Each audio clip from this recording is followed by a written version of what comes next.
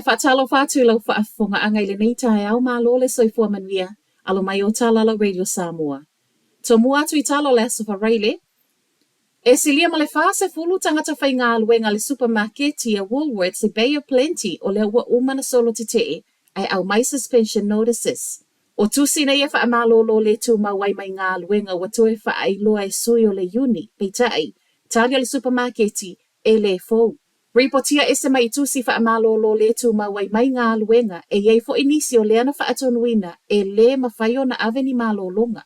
A o fina waile uni o leo lo o tu mo ilato nei ta uele so upo le Woolworths e wha atu la fono le tu mai o tusi nei e wha amalolo ai. Ma e le to tongia fo I tu la nei na o ai e te te.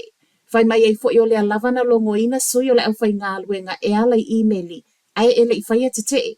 O te te nei na whai e le aso lua le vai aso nei. A o fina wai pēr tangata ngā lulua le Woolworths I ato tongi I lato I le luas fulfitu tā la valu se fulu sene I le itu la. Ma liu le to atasi ai manu ati ngā ina le isi ono le whaalavelave mātu I ana tula I mai mana wa tu ana nafi. La tele tula I lima I le afiafi le ana tupu ai.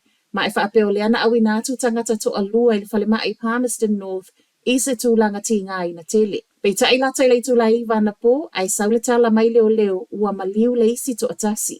Whaalavelave le nei na tāpuri ai ma le motorway lima whai lea taimi o le afiafi ai whaasolo suenga.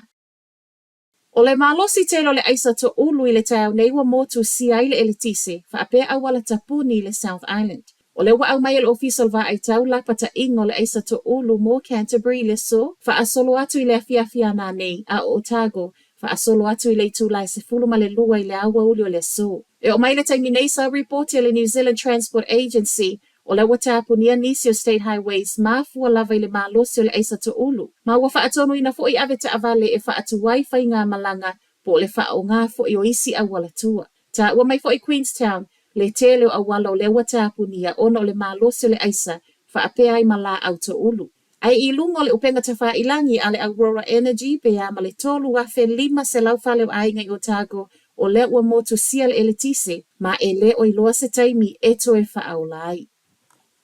O lo su e leo le ta avale na whaalea ina le pā whaapea le power box na mafua na motu sia le elitise I Hawke's Bay ana po. Mai leo le ana mua muia so aina le pā I hau Moana Road ma whaasolo solo atu ai le power box ma na umaloa toe sola ese. Talo sanga mai leo I tangata lau tele fesoa so ani atu le sa I lingo le ta avale lanu mumu. Whaapea ma le na aveina le ta avale. Tuso le tu lai valu ana po le whaapea na tupu ai.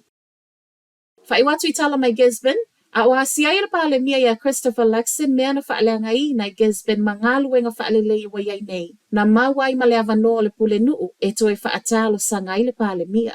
O Gisborne leo lo o toe tau whaatu lai ona o a afiang o le awha. Le e moomi ai nisi whale fōu e whaape lima se lau.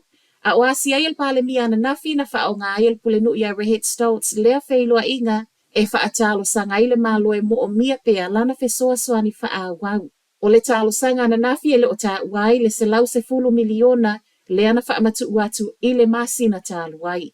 O Tala Nalo Radio Samoa, manuia le aso.